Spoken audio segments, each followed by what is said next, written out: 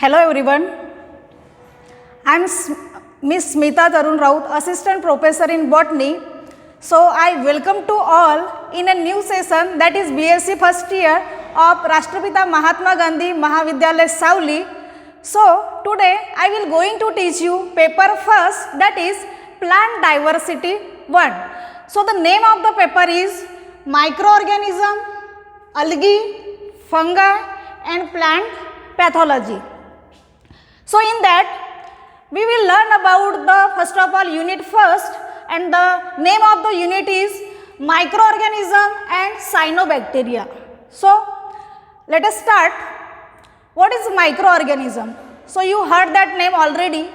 Microorganism, it is a very small organism which we can't see by our naked eyes, and these organisms, when we see with the help of microscope, they can easily seen. So the microorganisms are easily seen by with the help of compound microscope or electron microscopes. So these are the microorganisms. Then what is the example of microorganism? Yes, I think you know, that is viruses, bacteria, then rickettsia, PPLO, that is pleuropneumonia like organism, as well as mycoplasma, some algae and some fungi. So these are the example of microorganism. Then what is cyanobacteria? Yes, cyanobacteria, it is a prokaryotic organism.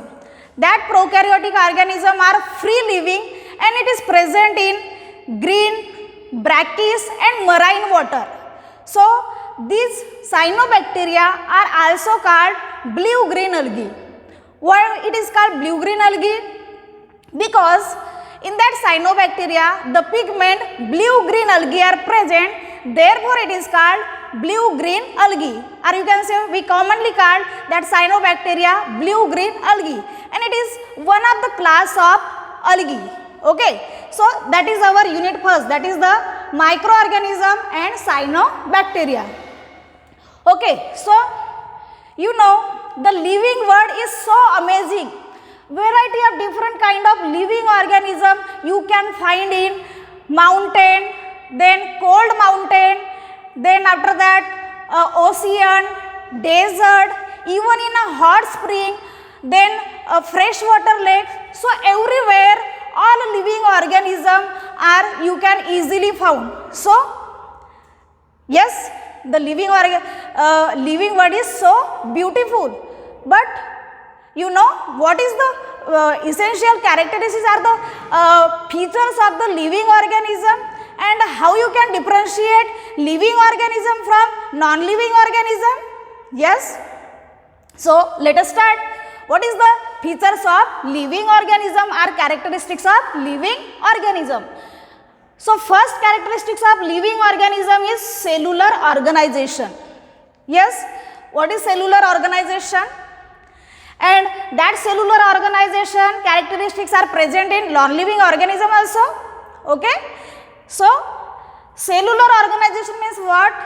Here the all living organism are developed from the basic unit, one basic unit, that is the cell, and that cell when arranged together, combined together, they form a tissue. After that tissue are combined together and they form a organs. After that different types of organ combine together and they form a organ system, and after that all organ systems are combined together and they form the whole body. So in this way the all living organism, they may be microorganism or they may be macroorganism, they may be simple or they may be complex.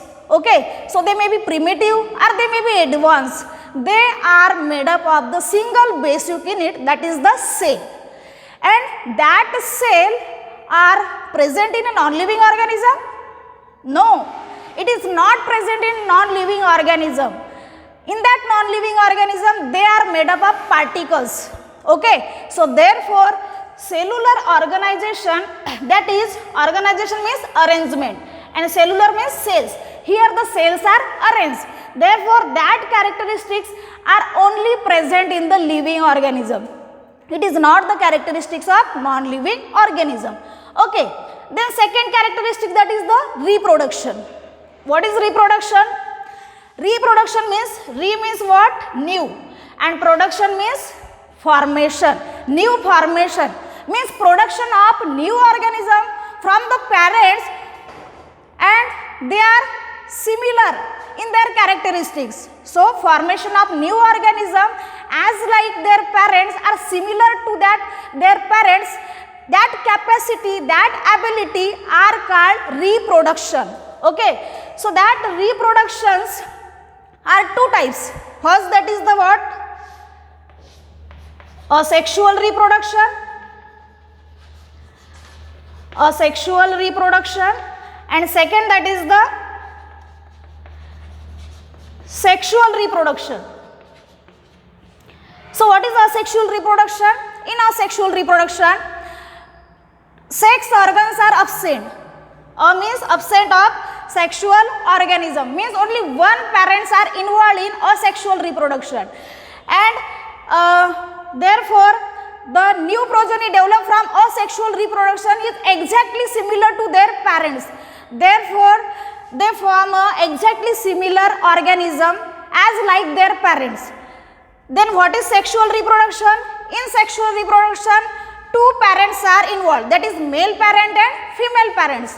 So they form respect to male gamete and female gamete, and after fertilization they produce a zygote and new body. So in this way sex organs are involved in sexual reproduction, and here the new organism developed from sexual reproduction is somewhat different from their parents, because they are not exactly similar to their parents, because here the two parents are involved, male parent and female parent. The both characteristics are included in their new organism. So therefore the variation are seen in sexual reproduction and variation are not seen in asexual reproduction. So is that characteristics are present in non-living organism?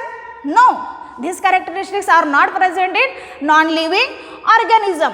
But here in living organism there is some exception. Some organism like moles, then queen of bees, worker of bees, as well as some infertile human couple, they didn't produce a new organism. So these are some exception. Then what is metabolism? What is metabolism? Metabolism, it is the all total of biochemical reaction which is carried out in living organism. Okay. So some total of biochemical reaction. So they may be anabolic reaction, they may be catabolic reaction. What is anabolic reaction? In anabolic reaction, formation of new compound with the help of energy. So that is called anabolic reaction. And what is catabolic reaction? Here that is the anabolic and catabolic. In catabolic reaction, breakdown of new compound and the release some energy, that is called the catabolic reaction. So these metabolism means biochemical reactions are present within only the cell, and cell are present in the living organism. Okay. So therefore these special characteristics, that is metabolism, are also absent in non-living organism. Then next, that is the homeostasis. Homo means similar, status means environment, means here homeostasis means the stable constant environment are stabilized in living organism. They may be internally or externally. So for example like temperature. So in human body our temperature is always maintained according to the surrounding environment. Okay. So that maintaining of temperature, it is the characteristics of living organism and it is not the characteristics of living organism. Okay. Then next characteristic, that is the heredity. Yes, you already heard that name, heredity. What is heredity? Transfer of character. They may be external character or they may be internal character.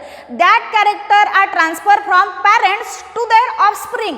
Okay, like parents height, parents color, skin color, or parents eyes color, or parents hair color. that character sometime transfer from parents to their offspring. So that transformation are called heredity, that is anuvanshikta, you know. Then growth. What is growth? Growth, it is exhibited by living organism. Yes, some non-living organisms show their growth, but their growth is external, or you can say extrinsic, like mountain, or you can say sand mold. So in that, their size are also grow, but their size are grow externally, means accumulation of particle from externally to that mountain. So that size are grow. But what about in living organism? The growth is intrinsic. Intrinsic means extrinsic and intrinsic. Here intrinsic means the growth is developed by internally.